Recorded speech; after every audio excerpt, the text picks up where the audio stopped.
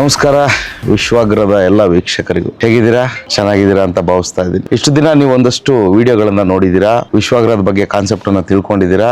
ಏನಿದು ವಿಶ್ವಾಗ್ರ, ಏನ್ ಮಾಡಕ್ ಹೊರಟಿದೆ ಅನ್ನೋದೆಲ್ಲ ಗೊತ್ತಿದೆ ನಿಮ್ಗೆ. ಇವತ್ತು ನಾನು ಅದರ ಬುಡಕ್ಕೆ ಕೈ ಹಾಕ್ತಾ ಇದ್ದೀನಿ. ಬುಡದಲ್ಲಿರುವಂತ ಈ ಮಾಸ್ಟರ್ ಮೈಂಡ್ ಯಾರು, ಏನ್ ಇವರ ಗುರಿಗಳು, ಏನ್ ಮಾಡಕ್ ಹೊರಟಿದ್ದಾರೆ, ಎಲ್ಲ ಬಗ್ಗೆನೂ ತಿಳ್ಕೊಳ್ಬೇಕು ಅವರಿಂದನೇ ಅಂತ ಹೇಳಿ ನಾನು ಮುಂದಾಗಿದ್ದೀನಿ. ಅದಕ್ಕೆ ನಮ್ಮ ಜೊತೆ ಇದ್ದಾರೆ ವಿಶ್ವಾಗ್ರ ಸಂಸ್ಥೆಯ ಫೌಂಡರ್ CEO ಆದಂಥ ಡಾಕ್ಟರ್ ಶಿವಕುಮಾರ್ ಎ ಅವರು. ಸರ್, ಕಾರ್ಯಕ್ರಮಕ್ಕೆ ಸ್ವಾಗತ. ನಮಸ್ತೆ ಮೋಹನ್. ಚೆನ್ನಾಗಿದ್ದೀರಾ ಸರ್? ಚೆನ್ನಾಗಿದೆ ಮೋಹನ್.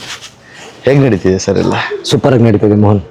ಏನೂ ಇಲ್ಲದ ತಿಳಿ ನೀರಿಗೆ ಟಳ್ ಅಂತ ಒಂದು ಕಲ್ಲು ಹಾಕ್ತೀರಾ, ಆ ಕಲ್ಲಿಂದ ಬಂದಂಥ ಸೌಂಡು ಇಡೀ ವಿಶ್ವವನ್ನು ಆವರಿಸಬೇಕು ಎಂಬಂಥ ಒಂದು ಥಾಟನ್ನು ಇಟ್ಕೊಳ್ತೀರಾ.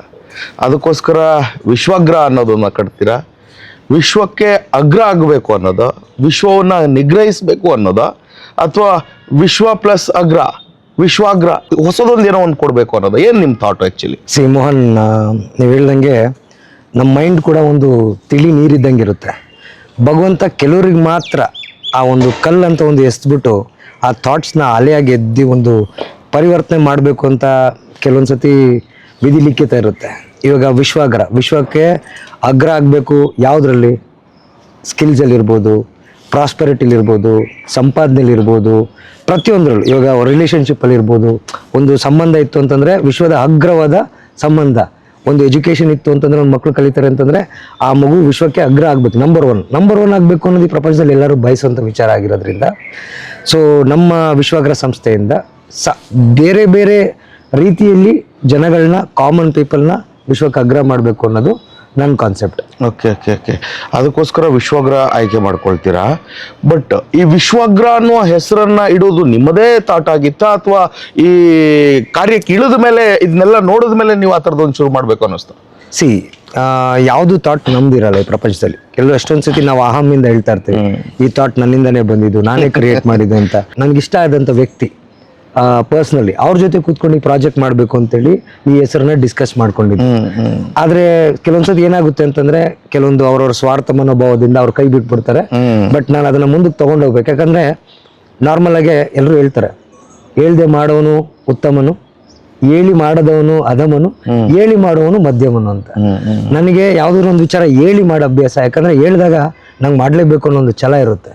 ಸೊ ಅದನ್ನ ಹೇಳ್ಬಿಟ್ಟಿದ್ದೀನಲ್ಲ ನಾನು ಒಂದ್ಸತಿ ಇದನ್ನ ಮಾಡ್ತೀನಿ ಅಂತ ಹೇಳಿ I am taking it off like that. Super super. ಈಗ ಏನಾಗ್ಬಿಡುತ್ತೆ ಅಂತಂದ್ರೆ ಎಲ್ಲರೂ ಯೋಚನೆ ಮಾಡೋದು, ಈ ಮನುಷ್ಯ ಏನೋ ದುಡ್ಡು ಮಾಡಕ್ ಹೊಡ್ತಿದ್ದಾರೆ ಅಂತ ಹೇಳಿ. ನೀವು ಈ ವಿಶ್ವಾಗ್ರದ ಥ್ರೂ ಹಲವಾರು ಪ್ರಾಜೆಕ್ಟ್ಗಳನ್ನು ಹೇಳ್ಬಿಟ್ಟಿದ್ದೀರಾ. ಒಂದೆರಡಲ್ಲ ಪ್ರಾಜೆಕ್ಟ್ ನಿಮ್ದು, ಹಲವಾರು ಪ್ರಾಜೆಕ್ಟ್ಗಳಿದೆ. ಆ ಪ್ರಾಜೆಕ್ಟ್ಗಳ ಬಗ್ಗೆ ಮತ್ತೆ ಮಾತಾಡ್ತೀನಿ. ಬಟ್ ಅದಕ್ಕಿಂತ ಫಸ್ಟ್ ಒಂದು ಕ್ಲಾರಿಫೈ ನಿಮ್ಮಿಂದ ಮಾಡ್ಕೊಳಕ್ ಇಷ್ಟಪಡ್ತೀನಿ. ಈ ದುಡ್ಡು ಮಾಡೋ ಕಾನ್ಸೆಪ್ಟಿಗೂ ಈ ವಿಶ್ವಾಗ್ರಗೂ ಏನಾದರೂ ಲಿಂಕ್ ಇದೆಯಾ ಅಥವಾ ಹೇಗೆ ಅಂತ? ವಿಶ್ವಾಗ್ರ ಅನ್ನೋದು ಒಂದು ಪರಿವರ್ತನೆ ತಗೊಂಡ್ಬರ್ಬೇಕು. ಎಜುಕೇಶನ್ ಇಂಡಸ್ಟ್ರಿಯಲ್ಲಿ ಮಾತ್ರ ಅಲ್ಲ, ಪ್ರತಿಯೊಂದು ಇಂಡಸ್ಟ್ರಿಯಲ್ಲೂ ಪರಿವರ್ತನೆ ತಗೊಂಡ್ಬರ್ಬೇಕು ಅನ್ನೋದು ನನ್ನ ಮೂಲ ಉದ್ದೇಶ. ದುಡ್ಡು ಮಾಡೋದು ಡೆಫಿನೆಟ್ ಆಗಿ ಎಸ್. ಈಗ ಯಾವ್ದಾದ್ರು ಒಂದು ಪರಿವರ್ತನೆ ತಗೊಬೇಕಂದ್ರೆ ಅದಕ್ಕೊಂದು ಪವರ್ ಇರ್ಬೇಕು. ಇದೇನು ತ್ರೇತಾಯುಗ ಅಲ್ಲ, ಇಲ್ಲಾಂದ್ರೆ ದ್ವಾಪರ ಯುಗ ಅಲ್ಲ. ಹಿಂಗೆ ಚುಮ್ ಅಂತಾರಂತ ಹೇಳಿದ ತಕ್ಷಣ ಒಂದು ಪರಿವರ್ತನೆ ಆಗ್ಬಿಡ್ಲಿಕ್ಕೆ ಅವತ್ತಿಂದನೂ ನೋಡ್ತಾ ಇದೀವಿ. ಇವಾಗ ಮಹಾಭಾರತದಲ್ಲಿ ಪಾಂಡವರು ಕೌರವರು ವಿರುದ್ಧ ಗೆಲ್ಬೇಕಂತಂದ್ರೆ ಅವರೊಂದು ಸಮೃದ್ಧವಾದ ಒಂದು ಹಸ್ತಿನಾಪುರ ಇಂದ್ರಪ್ರಸ್ಥ ಕಟ್ಟಿದ್ರು. ಅವ್ರ ಧರ್ಮದ ಪ್ರಕಾರ ಇದ್ರೂ ಕೂಡ ಐಶ್ವರ್ಯ ಇಲ್ಲ ಅಂದ್ರೆ ಏನು ಮಾಡಕ್ಕಾಗಲ್ಲ. ಡೆಫಿನೆಟ್ ಆಗಿ ವಿಶ್ವಾಗ್ರದಲ್ಲಿ ದುಡ್ಡು ಮಾಡೋ ಆಸೆನೂ ಇದೆ, ಪವರ್ ತಗೊಳ್ಳೋ ಆಸೆನೂ ಇದೆ. ಆ ದುಡ್ಡು ಪವರ್ ಎರಡೂ ಇಟ್ಕೊಂಡು ಸಮಾಜದಲ್ಲಿ ಪರಿವರ್ತನೆ ತಗೊಂಡ್ಬರ್ಬೇಕು ಅನ್ನೋದು ನನ್ನ ಉದ್ದೇಶ. ಶಿವಕುಮಾರ್ ಮಾತ್ರ ದುಡ್ಡು ಮಾಡ್ತಾರೋ ಇಲ್ಲಿ, ಅಥವಾ ಅವ್ರ ಟೀಮ್ ಕೂಡ ದುಡ್ಡು ಮಾಡುತ್ತೋ ಅಂತ? ಜನ ಯಾರು ನನ್ನನ್ನೇ ಆಗ್ಲಿ ನಿಮ್ಮನ್ನೇ ಆಗ್ಲಿ ಮತ್ತೊಬ್ರು ಯಾರೋ ಒಬ್ರು ಹೇಳಿದ್ನ ನಂಬಾರ್ದು. ಅದೊಂದು ಮೂರ್ಖತನ. ಯಾರೋ ಒಂದು ವಿಚಾರ ಏನ್ ಹೇಳ್ತಾರೆ ಅದನ್ನ ನೋಡ್ಕೊಂಡು ಅದರಿಂದ ಏನ್ ವರ್ಕೌಟ್ ಆಗುತ್ತೆ. ಇವಾಗ ನಮ್ಮ ವಿಶ್ವಾಗ್ರ ಮಾಡೆಲ್ ಅಲ್ಲಿ ಎಷ್ಟು ಟ್ರಾನ್ಸ್ಪರೆನ್ಸಿ ಇದೆ ಅಂತಂದ್ರೆ, ದುಡ್ಡು ಎಷ್ಟು ಬರ್ತಿದೆ, 70% 75% ಅಲ್ಲೇ ಖರ್ಚಾಗ್ತಿದೆ, ಮತ್ತೊಂದು 20% 25% ಮ್ಯಾನೇಜ್ಮೆಂಟ್ ಹೋಗ್ತಿದೆ. ಸೊ ಇಲ್ಲಿ ಏನೇ ನಾವು ದುಡ್ಡಿನ ವ್ಯವಹಾರ ನಡೀತಾ ಇದ್ರು ಜನರಿಗಾಗಿ, ಜನರಿಗೋಸ್ಕರ. ನಮ್ಮ ವಿಶ್ವಾಗ್ರಗೂ ಬೇರೆ ಸಂಸ್ಥೆಗಳಿಗೂ ಡಿಫ್ರೆನ್ಸ್ ಏನಂತಂದ್ರೆ, ದುಡ್ಡು ನಾವು 1 ರೂಪಾಯಿ ತಗೊಂಡ್ರೆ ಅವ್ರು 10 ರೂಪಾಯಿ ತಗೊಂತ ಇದಾರೆ. ನಾವು 7 ರೂಪಾಯಿ ವಾಪಸ್ ಹಾಕಿದ್ರೆ 10 ರೂಪಾಯಲ್ಲಿ ಅವ್ರೇನ್ ಮಾಡ್ತಾರೆ, 7 ರೂಪಾಯಿ ಜೋಬಲ್ಲಿ ಇಟ್ಕೊಂತಿದ್ದಾರೆ. ಅದಕ್ಕೆ ಅವ್ರಿಗೆಲ್ಲ ದೊಡ್ಡ ದೊಡ್ಡ ಬಿಲ್ಡಿಂಗ್ಗಳು, ಸ್ಕೂಲ್ಗಳು, ಕ್ಯಾಂಪಸ್ಗಳು ಎಲ್ಲ ನಡೀತಿದ್ದಾರೆ.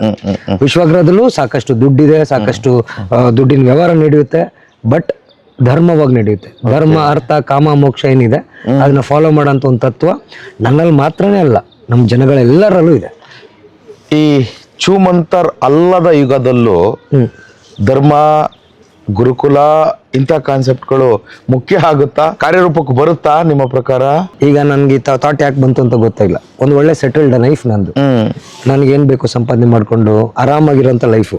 ಆದರೆ ಏನೋ ಒಂದು ಸತಿ ಯಾವಾಗೋ ಒಂದು ವಿಚಾರದಲ್ಲಿ ನೋಡಿದಾಗ ಏನೋ ಒಂದು ಮಾಡಬೇಕಲ್ಲ, ನಾನು ಮಾಡ್ತಿಲ್ಲಲ್ಲ, ನಮ್ಮ ಲೈಫಲ್ಲಿ ಬಂದಿರೋಂಥ ಸಂಘಟನೆಗಳು ಸಂದರ್ಭಗಳ ಅನುಸಾರ ಏನೋ ಒಂದು ಸೊಸೈಟಿ ಕೊಡಬೇಕು. Giving back to the society ಅಂತ ಹೇಳ್ತೀವಿ ನಾವು. ಸೊಸೈಟಿನ ಏನೋ ಒಂದು ಪಡೆದಿದ್ದೀವಿ. 2005 ನಾನು ಕರಿಯರ್ ಸ್ಟಾರ್ಟ್ ಮಾಡಿದಾಗ ಬರೀ 5,000 ಸಂಬಳ. 2009 ಭಗವಂತ ನನ್ನ ಹತ್ತತ್ರ 4 ಲಕ್ಷ ರೂಪಾಯಿ ತಿಂಗಳಿಗೆ ಸಂಪಾದನೆ ಮಾಡೋಕೆ ತಗೊಂಡೋದ. ನನ್ನ ಕೈಲಿ ಆಗುತ್ತೆ ಅಂತಂದ್ರೆ ಪ್ರತಿಯೊಬ್ಬರ ಕೈಲಿ ಆಗುತ್ತಲ್ಲ. ನನಗೆ ಯಾರೋ ಒಬ್ರು ದಾರಿ ತೋರಿಸಿದ್ದಾರೆ, ನಾನು ಇನ್ನೊಂದಷ್ಟು ಜನಕ್ಕೆ ದಾರಿ ತೋರಿಸಿ ಹೋಗುವಾಗ ಸಮಾಜಕ್ಕೆ ಅದು ಕೊಟ್ಟು ಹೋಗ್ಬೋದು ಅನ್ನೋ ಒಂದು ವಿಚಾರ. ಅಂದ್ರೆ ಆಗದೆ ಇರೋ ಟೈಮಲ್ಲೂ ಚೂಮಂತರು ಮಾಡ್ಬೋದು. ಇಲ್ಲೂ ಕೂಡ ಪ್ರಯತ್ನ ಇದ್ರೆ. ಲಾ ಆಫ್ ಅಟ್ರಾಕ್ಷನ್ ಅಂತ ನಾವೇನ್ ಮಾತಾಡ್ತೀವಿ, ಮ್ಯಾನಿಫೆಸ್ಟೇಷನ್ ಅಂತ ಏನ್ ಮಾತಾಡ್ತೀವಿ, ಮತ್ತೆ ನಮ್ ಧರ್ಮ ಅಂತ ಏನ್ ಮಾತಾಡ್ತೀವಿ, ನಮ್ ಸನಾತನ ಧರ್ಮದಲ್ಲಿ ಇರುವಂತ ಟೆಕ್ನಿಕ್ಸ್ ಏನ್ ಮಾತಾಡ್ತೀವಿ, ಆ ಕಲಿಕೆಯಲ್ಲಿ ಆಧ್ಯಾತ್ಮ, ಮೆಡಿಟೇಷನ್ ಇವೆಲ್ಲ ವಿಚಾರಗಳಿದ್ರೆ ಒಂದು ಅಳಿಲು ಕೂಡ ರಾಮಂಗೆ ಹೆಲ್ಪ್ ಮಾಡ್ತಂತೆ. ಅಂದ್ರೆ ಅಳಿಲ್ ಬಿಕೇಮ್ ವೆರಿ ಪವರ್ಫುಲ್. ಒಂದು ಮಂಗ ಹನುಮಂತ ಆಯ್ತಂತೆ, ದೇವರಾದ್ರಂತೆ. ಕರೆಕ್ಟ್. ರಾಮ ಬಂದಿಲ್ಲ ಅಂದ್ರೆ ಮಂಗ ಹನುಮಂತ ಆಗ್ತಿರ್ಲಿಲ್ಲ. ಸೊ ಅದೇ ರೀತಿ ಇಲ್ಲಿ ಯಾರೋ ಎಲ್ಲ ನಮ್ಮ ಟೀಮಲ್ಲಿ ಕೆಲಸ ಮಾಡೋ ಎಲ್ಲ ಮಹಿಳೆಯರು ಇರ್ಬೋದು, ಕಲಿತಿರೋಂಥ ಸ್ಟೂಡೆಂಟ್ಸ್ ಇರ್ಬೋದು, ನಾವೆಲ್ಲ ಏನ್ ಅನ್ಕೊಂತೀವಿ, ನಾವೆಲ್ಲ ಒಂದು ಕಾರಣ, ಯಾವ್ದೋ ಒಂದು ಬದಲಾವಣೆಗೆ ಭಗವಂತ ನಮ್ಮನ್ನ ಯೂಸ್ ಮಾಡ್ಕೊಂತಿದ್ದಾನೆ ಅಂತ ಯೋಚನೆ ಮಾಡ್ತಿದ್ವಿ. ವಿಶ್ವಗ್ರಹ ಯಾವೆಲ್ಲ ಆಯಾಮಗಳಲ್ಲಿ ಯೋಚಿಸುತ್ತೆ ಅಂತ ಅಂದ್ರೆ, ವಿಶ್ವಗ್ರಹ ಎಜು ಸೊಲ್ಯೂಷನ್ ಅನ್ನೋದು ಕೇವಲ ಹೆಸರು ಮಾತ್ರ. ಅದನ್ನ ಮೀರಿ ಎಜು ಸೊಲ್ಯೂಷನ್ನ ಬಿಟ್ಟು ಮತ್ತೊಂದಷ್ಟು ಕಾರ್ಯಗಳಲ್ಲೂ ತೊಡಗಿಸ್ಕೊಳುತ್ತೆ.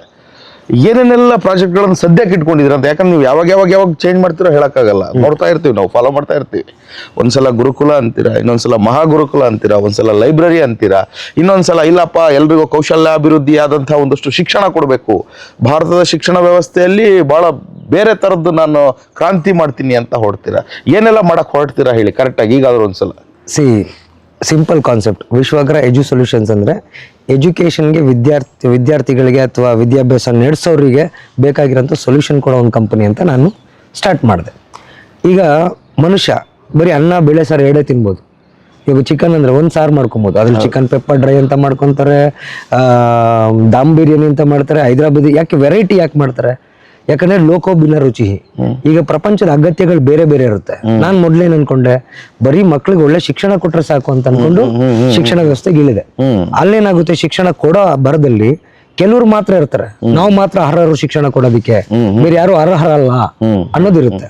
ಅವಾಗ ನಾನ್ ಮಾತ್ರ ಅರ್ಹ ಅಂತ ಯಾರಾದ್ರೂ ಕೆಲವೊಬ್ರು ಮಾಡೋದ್ರಿಂದ ಅವ್ರು ಕೇಳಿದ್ದೆಲ್ಲ ನಾವು ಕೊಡ್ಬೇಕಾಗುತ್ತೆ. ಫಾರ್ ಎಕ್ಸಾಂಪಲ್, ನಾನು ಒಬ್ಬನೇ ಟೀಚರ್ ಅಂತ ಇಟ್ಕೊಳ್ಳಿ ಈ ಕರ್ನಾಟಕಕ್ಕೆ, ನಾನು ಕೇಳಿದ್ದೆಲ್ಲ ಅವ್ರು ಕೊಡಬೇಕು. ನನ್ನಂತ 1000 ಜನ ಟೀಚರ್ ಇದ್ರು ಅಂತ ಇಟ್ಕೊಳ್ಳಿ, ಜನಗಳಿಗೆ ಏನ್ ಬೇಕು ಅದೇ ಸಪ್ಲೈ ಡಿಮ್ಯಾಂಡ್ ಅದು ಮ್ಯಾಚ್ ಆದಾಗ ಏನಾಗುತ್ತೆ, ಶಿಕ್ಷಣ ವ್ಯವಸ್ಥೆಯಲ್ಲಿರೋಂಥ ದುಡ್ಡು ಏನಾಗುತ್ತೆ, ಮನಿ ಅದು ಏನ್ ಪ್ರೈಸ್ ಮಾಡ್ತೀವಿ ಅದು ಆಟೋಮೆಟಿಕ್ ಕಮ್ಮಿ ಆಗುತ್ತೆ. ಮುಂದಿನ ದಿನಗಳಲ್ಲಿ ಝೀರೋ ಕೂಡ ಆಗುತ್ತೆ. ಇನ್ ಬಂದ್ರೆ ಬೇರೆ ಬೇರೆ ಏನ್ ಪ್ರಾಜೆಕ್ಟ್ ಮಾಡೋಣ, ವಿಶ್ವಗ್ರಹ ಫೌಂಡೇಶನ್ ಇದೆ, ಅದು NGO. ಏನ್ ಮಾಡ್ತೀವಿ ನಾವೇ ಡೈಲಿ 1 4 ಅವರ್ ಪಾಠ ಮಾಡ್ತೀವಿ, ಸ್ಕಿಲ್ಸ್ ಹೇಳ್ಕೊಡ್ತೀವಿ, ಅದ್ ಮಾಡ್ತೀವಿ. ಇನ್ನೊಂದ್ 2 ಅವರ್ ಹೋಗ್ಬಿಟ್ಟು ಭವತಿ ಭಿಕ್ಷಾಂದೇಹಿ ನಿಮ್ಮಂತರ ಹತ್ರ ಬಂದು 1 10 ರೂಪಾಯಿ ಹಾಕಿ ಸ್ವಾಮಿ ಬಡ ಮಕ್ಳಿಗೆ ಏನಾದ್ರು ಹೆಲ್ಪ್ ಮಾಡೋಣ ಅಂತೇಳಿ ಅದರಿಂದ ತೆಗೆದು ಸ್ಕಾಲರ್ಶಿಪ್ ಮುಖಾಂತರ ಫ್ರೀಯಾಗಿ ಮಕ್ಳಿಗೆ ವಿದ್ಯಾಭ್ಯಾಸನ ಅವ್ರು ಕಟ್ಟಿರೋಂಥ ಫೀಸ್ಗಳನ್ನ ರೀಫಂಡ್ ಮಾಡೋದು, ರಿಟರ್ನ್ ಮಾಡೋದು, ಆ ರೀತಿ ಒಂದು ವ್ಯವಸ್ಥೆ ಇದೆ.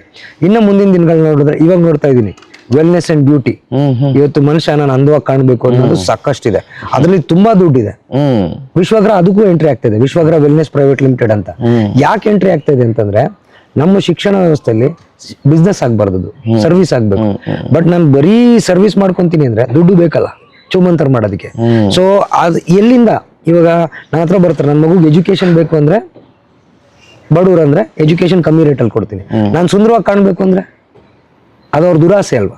ಸೊ ಆ ಇಂಡಸ್ಟ್ರಿಲೂ ಇದ್ದಾಗ ಅಲ್ಲಿ ದುಡ್ಡು ಮಾಡಿ ಅಲ್ಲಿಂದ ಒಂದಷ್ಟು ಸಹಾಯನ ಇಲ್ಲಿ ಮಾಡ್ಬೋದು. ಅಲ್ಲ, ಏನಾಗ್ಬಿಡುತ್ತೆ, ಶಿಕ್ಷಣವನ್ನ ಕೊಡ್ತೀವಿ ಅಂತಾನೆ ಕೋಟಿಗಟ್ಲೆ ಬಿಲಿಯನ್ ಗಟ್ಲೆ ಹಾಕಿ ದೊಡ್ಡ ದೊಡ್ಡ ಇಂಡಸ್ಟ್ರಿಗಳನ್ನ ಎಜುಕೇಶನ್ ಸ್ಟ್ರಕ್ಚರ್ನೇ ರೆಡಿ ಮಾಡ್ಬಿಟ್ಟಿದ್ದಾರೆ. ಅಂತದ್ರ ಮಧ್ಯದಲ್ಲಿ ನಾನು ಫ್ರೀಯಾಗಿ ಕೊಡ್ತೀನಿ, ಇನ್ನೇನೋ ಮಾಡ್ತೀನಿ ಅಂತ ಅಂದ್ರೆ ಅವರೆಲ್ಲ ಹೆಂಗ್ ನೋಡ್ತಾರೆ ಅಂತ. ಗಾಂಧೀಜಿ ಒಂದು ಮಾತು ಹೇಳ್ತಾರೆ, ಸ್ಟಾರ್ಟಿಂಗ್ ಅಲ್ಲಿ ನೀವೇನಾದ್ರೂ ಹೊಸದಾಗಿ ವಿಭಿನ್ನವಾಗಿ ಮಾಡ್ಬೇಕಾದಾಗ ಅವ್ರು ನಿಮ್ನ ಫಸ್ಟ್ ಅವಾಯ್ಡ್ ಮಾಡ್ತಾರೆ, ಆಮೇಲೆ ನಿಮ್ನ ನೋಡಿ ನಗ್ತಾರೆ, ನಿಮ್ ಕೆಲಸ ಆಗಲ್ಲ ಅಂತ ಒಂದು ಡೌಟ್ ಬರ್ತಾರೆ. ಬಟ್ ನಾವು ಸತತವಾಗಿ ಪ್ರಯತ್ನ ಪಟ್ಕೊಂಡು ಹೋಗ್ತಾ ಇದ್ದಾಗ ಒಂದಲ್ಲ ಒಂದ್ ದಿವಸ ಅವ್ರಿಗೆ ಕನ್ವಿನ್ಸ್ ಆಗ್ಬಿಡುತ್ತೆ. ಈಗ ನೀವ್ ಹೇಳ್ದಂಗೆ ಇಷ್ಟು ದೊಡ್ಡ ಅಂತಾನೆ ಕರಿಬಹುದು ಎಜುಕೇಶನ್ ಇಂಡಸ್ಟ್ರಿಲಿ ಜನಗಳನ್ನ ಮೂರ್ಖರನ್ನಾಗಿ ಮಾಡಿಟ್ಟಿದೀವಿ. ಪ್ರತಿ ದಿವಸ ನಾನು ನಿಮ್ಗೆ ಹೇಳ್ತಾನೆ ಇರ್ತೀನಿ, ನಾವು ಗಿಳಿಗಳ ಕತೆ ಕೇಳಿರ್ತೀವಿ ಚಿಕ್ಕ ವಯಸ್ಸಲ್ಲಿ, ಒಬ್ಬ ಕಟ್ಕನ ಹತ್ರ ಬರೀತು, ಒಂದು ಸನ್ಯಾಸಿ ಹತ್ರ ಪ್ರತಿ ದಿವಸ ನಾವೇನ್ ಕೇಳ್ತೀವಿ, ಎಜುಕೇಶನ್ ಅಂದ್ರೆ ಕಾಸ್ಟ್ಲಿ, ಅಷ್ಟು ದೊಡ್ಡ ಬಿಲ್ಡಿಂಗ್ ಇದ್ರೇನೆ ಮಕ್ಕಳು ಕಲಿಯೋದು ಅನ್ನೋ ವಿಚಾರ ಎಲ್ಲ ಅವ್ರ ತಲೆಯಲ್ಲಿ ತುಂಬಿಟ್ಟಿದ್ದಾರೆ ಜನಗಳಿಗೆ. ಇಲ್ಲ, ಇದು ಒಂದು ಗ್ರಾಮದಲ್ಲೂ ಆಗುತ್ತೆ. ಒಂದು ಸಾಮಾನ್ಯ ಮಹಿಳೆ ಕೂಡ ಒಂದಷ್ಟು ಸ್ಕಿಲ್ಸ್ ನ ಕಲ್ತ್ಕೊಂಡು ವಿದ್ಯೆನ ಹೇಳ್ಕೊಡ್ಬಹುದು, ಸರಿಯಾದ ಟೂಲ್ಸ್, ಟೆಕ್ನಿಕ್, ಟ್ರೈನಿಂಗ್ ಇದ್ರೆ ಅನ್ನೋದು ವಿಶ್ವಗ್ರಹದ ಆಲೋಚನೆ. ಈಸಿಯಾಗಿ ಸಿಗುವಂತದ್ದೇ ಒಂದಷ್ಟು ಐತೆ. ನೀನ್ ಯಾಕೆ ಅದಕ್ಕೆ ಏನೇನೋ ಮಾಡ್ತಿದ್ಯಾ ಅಂತ ನಾವು ಅವನ ವಿರುದ್ಧ ಹೇಳಿದಾಗ ಆತ ಯಾವ ತರ ಯೋಚನೆ ಮಾಡ್ಬೋದು, ನಂದೇನೋ ಬೇರೆ ಬಿಸ್ನೆಸ್ ಗೆ ಅಡ್ಡ ಮಾಡ್ತೇನೆ, ಅಥವಾ ನಾನೇನೋ ಮಾಡಕ್ ಹೋಗ್ತಾ ಇದೀನಿ, ನಾನು ಇಲ್ಲಿ ಇಷ್ಟೊಂದು ಕೋಟಿ ಗಟ್ಟಲೆ ದುಡ್ಡು ಹಾಕಿದೀನಿ, ಬಟ್ ಇವ್ನ ಯಾರ ಬಂದ್ಬಿಟ್ಟು ಫ್ರೀಯಾಗಿ ಕೊಡ್ತೀನಿ ಅಥವಾ ನೀನ್ ಕೊಡ್ತಾ ಇರೋ ಸರಿ ಇಲ್ಲ ಗುರು, ನಾನು ಪುಕ್ಸಟೆ ಇದನ್ನ ಕೊಡ್ತೀನಿ ಅಥವಾ ಏನೋ ಬಹಳ ಕಡಿಮೆ ಇದನ್ನ ಕೊಡ್ತೀನಿ ಅಂದಾಗ ಅವ್ನ ಯೋಚನೆಗಳು ಹೆಂಗಿರ್ಬೋದು, ಅವ್ನ್ ನಿಮ್ ಬಗ್ಗೆ ಏನೇನ್ ಥಿಂಕ್ ಮಾಡ್ಬೋದು ಅಂತ.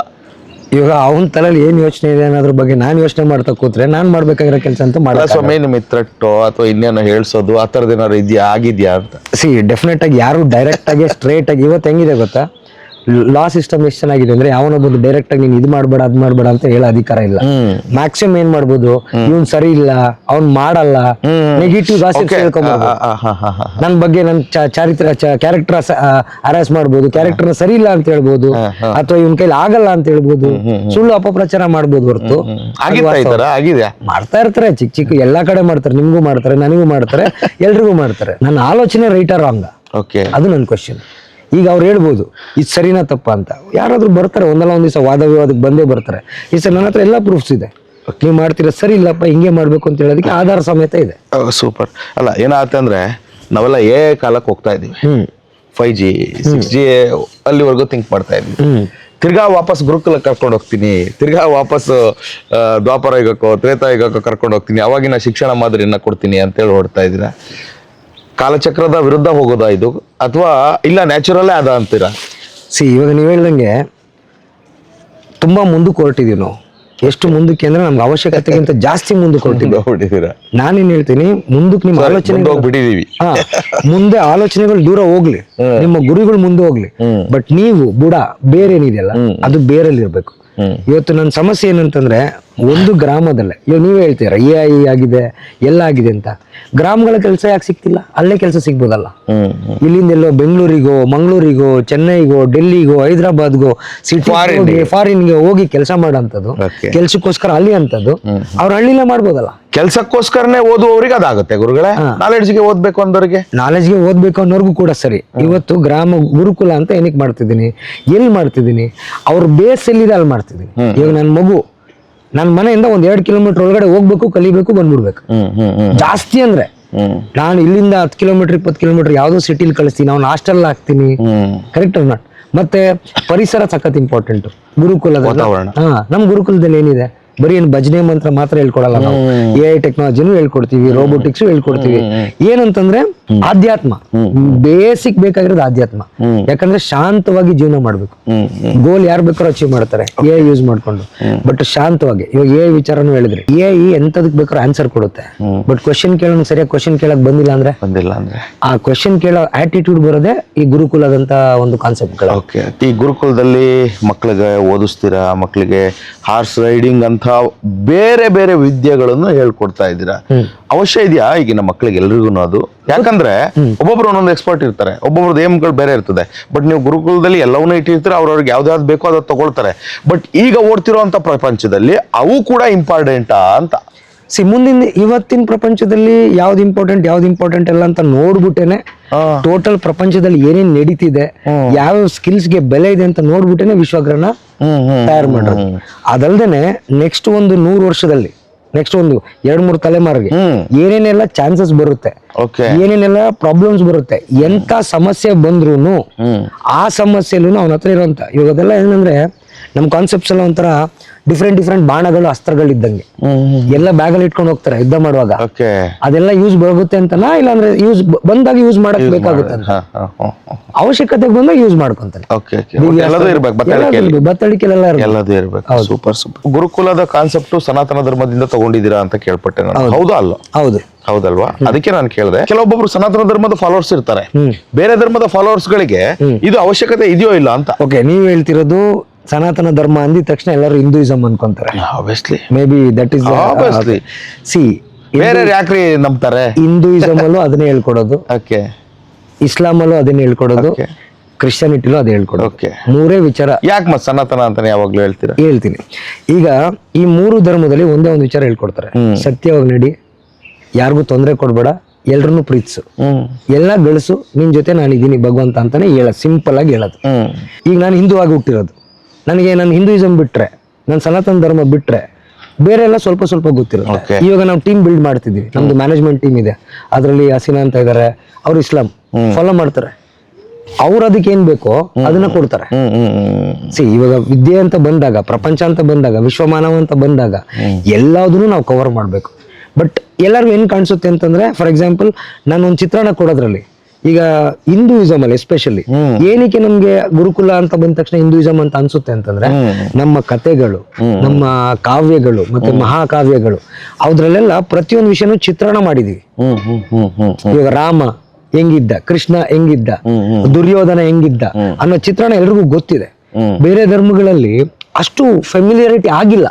ಅದಕ್ಕೆ ನಾವು ಗುರುಕುಲ ಮಾಡುವಾಗಲಿ ಎಕ್ಸಾಂಪಲ್ಸ್ ತಗೊಂಡಾಗ ಏನ್ ಮಾಡ್ತೀವಿ, ನಾವು ಏನ ಜಾಸ್ತಿ ನೋಡಿರ್ತೀವೋ ಅದ್ರ ಬಗ್ಗೆನೇ ಮಾತಾಡ್ತೀವಿ.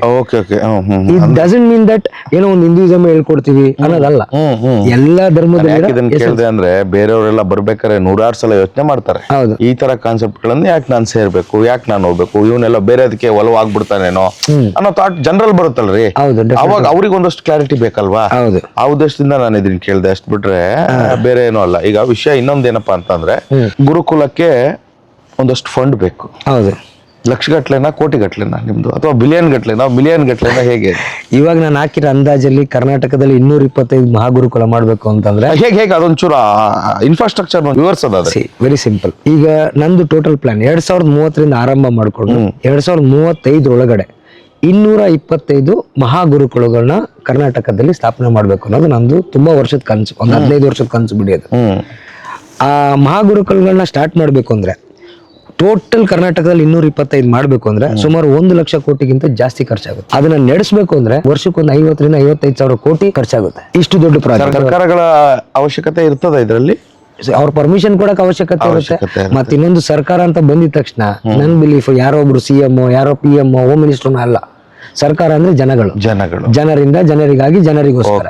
ನನಗೇನು ಅಲ್ಲಿ ಗೌರ್ಮೆಂಟ್ ಆಫ್ ಕರ್ನಾಟಕ ಇಂದ ಸಪೋರ್ಟ್ ಸಿಗುತ್ತೆ. ಯಾಕಂದ್ರೆ ಕೋಟಿಗಟ್ಲೆ ಲಕ್ಷಗಟ್ಲೆ ಮಾತಾಡಿದಾಗ ನಾವು it's possible or what, anything is possible. ಇವಾಗ ಒಂದು ಪ್ರೈವೇಟ್ ಬಿಸ್ನೆಸ್ ಮಾಡ್ತಾರೆ. ಇವಾಗ ನಾವು ಎಲಾನ್ ಮಸ್ಕ್ ಬಗ್ಗೆ ಮಾತಾಡ್ತೀವಿ, ಮೈಕ್ರೋಸಾಫ್ಟ್ ಆಫೀಸ್ ಬಗ್ಗೆ ಮಾತಾಡ್ತೀವಿ, ನಾರಾಯಣ ಮೂರ್ತಿ ಅವ್ರ ಬಗ್ಗೆ ಮಾತಾಡ್ತೀವಿ. ಅವ್ರೇನ್ ಗೌರ್ಮೆಂಟ್ ಸಪೋರ್ಟ್ ತಗೊಂಡು ಬೆಳೆದಿದ್ದಾರೆ, ಹಂಗೆ ಬಿಸ್ನೆಸ್ ಮಾಡಿ ಬೆಳೆದಿದ್ದಾರೆ. They have done. ಇವತ್ತು ಅವರು ಅಷ್ಟೇ ಎಷ್ಟೊಂದು ಸ್ಕೂಲ್ಗಳು ನಡೆಸ್ತಿದ್ದಾರೆ, ಫೌಂಡೇಶನ್ ನಡೆಸ್ತಿದ್ದಾರೆ. ಇವಾಗ ಮದರ್ ತೆರೆಸಾ ಅವ್ರದ್ದು ಫೌಂಡೇಶನ್ ಇದೆ. ಗೌರ್ಮೆಂಟ್ ಸಪೋರ್ಟ್ ಏನಿತ್ತು ಅವರಿಗೆ, ಲೈಸೆನ್ಸಿಗೆ ಬೇಕು, ಪರ್ಮಿಷನ್ ಗಳಿಗೆ ಬೇಕು, ಅದನ್ನ ತಗೋಣ. ಒಂದ್ ವೇಳೆ ಗೌರ್ಮೆಂಟ್ ಅವರು ಓಕೆ ನಮ್ಮ ಹತ್ರ ಒಂದಷ್ಟು ಬಜೆಟ್ ಇದೆ, ವಿಶ್ವಗ್ರಹ ನಾವು ಕೊಡ್ತೀವಿ, ಅದನ್ನ ಸದುಪಯೋಗ ಪಡಿಸ್ಕೊಳ್ಳಿ. ಇವತ್ತು ಎಲ್ಲರೂ ಹೊರಗಡೆ ಇರೋರ್ಗೆ ತಾನೇ ಕೊಡ್ತಿರೋದು. ಅವ್ರ ಚಿಕ್ಕಪ್ಪನ ಮಕ್ಕಳು ಮಾವನ ಮಕ್ಕಳಿಗೆ ತಾನೇ ಟೆಂಡರ್ ಎಲ್ಲ ಕೊಡೋದು ಅಲ್ಲ, ಕೊಟ್ರೆ ಹೇಳ್ತಿರೋದು.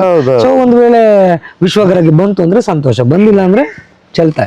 ಇನ್ಫ್ರಾಸ್ಟ್ರಕ್ಚರ್ ಇವಾಗ ಆ ಒಂದು ನಡೆಸಕ್ಕೆ ಅಷ್ಟು ಬೇಕಾಗುತ್ತೆ. ಈಗ ಬೇಸಿಕ್ ಸಮಸ್ಯೆ ಏನಂತಂದ್ರೆ, ನಾನು ಒಂದೇ ಸತಿ 2030 ನಾನು ಬರೀ ಒಂದು ಬಿಲ್ಡಿಂಗ್ ಕಟ್ತೀನಿ ಅಂತ ಕಟ್ತಿರೋದಲ್ಲ ಅದು. ಇವಾಗ ಲಾಸ್ಟ್ 1 ವರ್ಷ, ನೆಕ್ಸ್ಟ್ 5 ರಿಂದ 6 ವರ್ಷ ಗ್ರೌಂಡ್ ವರ್ಕ್ ಸಖತ್ ಕೆಲಸ ಮಾಡ್ತಿದ್ವಿ ನಾವು. ಇವಾಗ ಗುರುಕುಲ ಹೆಂಗಿರುತ್ತೆ, ಮಹಾಗುರುಕುಲ ಹೆಂಗಿರುತ್ತೆ ಅಂತ ನಾನು ಬರೀ ವಿಜುವಲೈಸೇಷನ್ ಅಲ್ಲ, ಒಂದು AI ವಿಡಿಯೋದಲ್ಲ ತೋರಿಸೋದು, ಇಲ್ಲ ನಾನು ಗುರುಕುಲ ಕಟ್ಮೇಲೆ ಬನ್ನಿ ನನ್ನ ಗುರುಕುಲ ನೋಡಿ ಅಂತ ಹೇಳೋದಕ್ಕೂ ಈಗಿಂದನೇ ನಾವು ARVR ಲರ್ನಿಂಗ್ ಸೆಂಟರ್ಸ್ ಗಳಂತ ಒಂದು 4,000 ಹಳ್ಳಿಗಳಲ್ಲಿ ಸ್ಥಾಪನೆ ಮಾಡ್ತಾ ಇದೀವಿ ಕರ್ನಾಟಕದಲ್ಲಿ. ARVR ಲರ್ನಿಂಗ್ ಸೆಂಟರ್ ಅಂತ ಅಲ್ಲಿ ಏನ್ ಮಾಡ್ತೀವಿ, ಅವ್ರಿಗೆ ಟೆಕ್ನಾಲಜಿ ಹೇಳ್ಕೊಡ್ತೀವಿ, ನೀವು ಮಾತಾಡ್ದಂಗೆ ಸ್ಕಿಲ್ಸ್ ಹೇಳ್ಕೊಡ್ತೀವಿ, ಮ್ಯಾಥ್ಸ್ ಹೇಳ್ಕೊಡ್ತೀವಿ, ಅಬಾಕಸ್ ಹೇಳ್ಕೊಡ್ತೀವಿ, ಲ್ಯಾಂಗ್ವೇಜಸ್ ಹೇಳ್ಕೊಡ್ತೀವಿ, ಬೇರೆ ಬೇರೆ ಏನೇನು ಸಬ್ಜೆಕ್ಟ್ ಬೇಕು, ಕಂಪ್ಯೂಟರ್ ಕೋರ್ಸಸ್ ಹೇಳ್ಕೊಡ್ತೀವಿ, ಆಧ್ಯಾತ್ಮ ಹೇಳ್ಕೊಡ್ತೀವಿ. ಅಲ್ಲಿ ಡಿಫ್ರೆಂಟ್ ಕೋರ್ಸ್ ಇರುತ್ತೆ. ಈಗೇನ್ ಮಾಡಿದೀವಿ, ಗ್ರಾಮ ಗುರುಕುಲ ಅಂತ ಒಂದು ಕಾನ್ಸೆಪ್ಟ್ ಸ್ಟಾರ್ಟ್ ಮಾಡಿದ್ವಿ.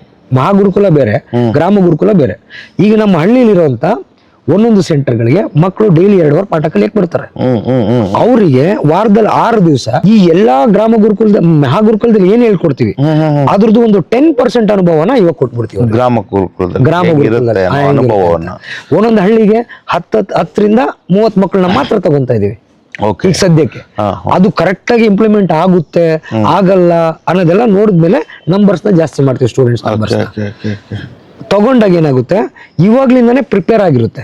ಮತ್ತೆ ಇಷ್ಟು ದೊಡ್ಡ ಮಹಾಗುರುಕುಲ ನಡೆಸೋದಿಕ್ಕೆ ದುಡ್ಡಿಗಿಂತ ಜಾಸ್ತಿ ಇಂಪಾರ್ಟೆಂಟ್ ಬೇಕೇನ್ ಗೊತ್ತಾ? Man power, right people. Right people. ಇವತ್ತು ಎಷ್ಟೊಂದು ಶಾಲೆಗಳು ಫೌಂಡರ್ಸ್ ಓಪನ್ ಮಾಡಿರ್ತಾರೆ, ಅದು ನಡೆಯಲ್ಲ. ಯಾಕಂದ್ರೆ ಆ ಫೌಂಡರ್ದು ವಿಷನ್ ಎಂಪ್ಲಾಯೀಸ್ ಅಲ್ಲಿ ಇರಲ್ಲ.